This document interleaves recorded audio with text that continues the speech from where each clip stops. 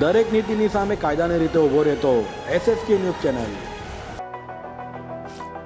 સુરતમાં અમદાવાદના હત્યાકાંડ જેવો અકસ્માત સર્જાયો હતો, જેમાં કાર ચાલકે ફૂલ સ્પીડમાં 6 લોકોને ઉડાવ્યા હતા। તો આ ગમખ્વાર અકસ્માતમાં પિતા પુત્ર સહિત 3ના મોત નીપજ્યા હતા, જ્યારે 2ને ગંભીર ઈજાઓ પહોંચી હતી। સુરતમાં ગત મોડી રાત્રે 2 વાગ્યા આસપાસ મોટા વરાછા રિંગ રોડ પર ગમખ્વાર અકસ્માત થયો હતો। પૂર ઝડપે આવી રહેલી હોન્ડા સિટીના ચાલકે સ્ટીયરિંગ પરથી કાબુ ગુમાવતા 7 લોકોને ઉડાડ્યા હતા, જેમાં માસા અને માસૂમ ભાણેજ સહિત 3ના મોત નીપજ્યા હતા અને 4ને ઈજા પહોંચતા સારવાર માટે હોસ્પિટલે ખસેડાયા હતા, જે સબરગા સહિત 2ની હાલત ગંભીર હોવાનું જાણવા મળ્યું છે। ગમખ્વાર અકસ્માતની ઘટનાને લઈ લોકોના ટોળા ભેગા થઈ ગયા હતા। તો અકસ્માત કરનાર કાર ચાલક જિગ્નેશ ગોહેલની ઉત્તરાયણ પોલીસે ધરપકડ કરી છે, ત્યારે કાર ચાલક સામે લોકોમાં ભારે આક્રોશ જોવા મળ્યો હતો। ગઈકાલે ઉત્તરાયણ પોલીસ સ્ટેશનની હદમાં દુધિયાના દરબાર જે રિંગ રોડ જે છે ત્યાં આ કામના ફરિયાદી અને જે ભોગ બનનાર જે છે એ રાત્રે 11:30 વાગ્યાના આસપાસ ત્યાં પોતાના બાઇકો પાર્ક કરી અને રોડની સાઈડમાં બેસી અને વાતો કરતા હતા।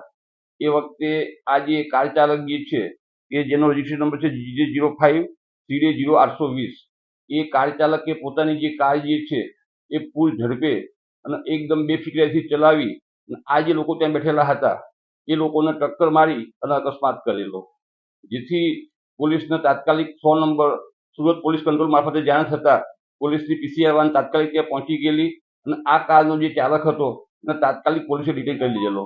એને ડિટેન કરી તરત જ પોલીસે પહેલું કામ એને ત્યાં એનું મેડિકલ માટે મોકલી આપેલો, એનું બ્લડ સેમ્પલ લેવા માટે કે એ આલ્કોહોલ લીધું છે કે કેમ। અને આ કામે જે ઈજા પામનાર જે હતા એ લોકોને પીપી માણિયા હોસ્પિટલમાં લઈ જવામાં આવેલા અને ત્યાં સારવાર દરમિયાન એ પૈકી 3 ઈસમોનું મરણ ગયેલ છે। આ ખૂબ જ ગંભીર ઘટના છે ખરેખર એમ।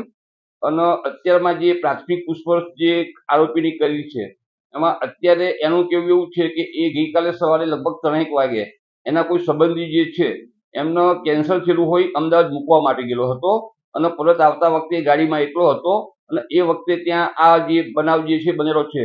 તેમ છતાં પોલીસ આ ગુનાની તપાસમાં FSL, RTO અને એ સિવાય જે કંઈ વૈજ્ઞાનિક પદ્ધતિઓ હશે એ તમામનો ઉપયોગ કરી અને ઘટનાનું સાચું કારણ શોધી અને આરોપી વિરુદ્ધ કડકમાં કડક કાર્યવાહી કરવામાં આવશે।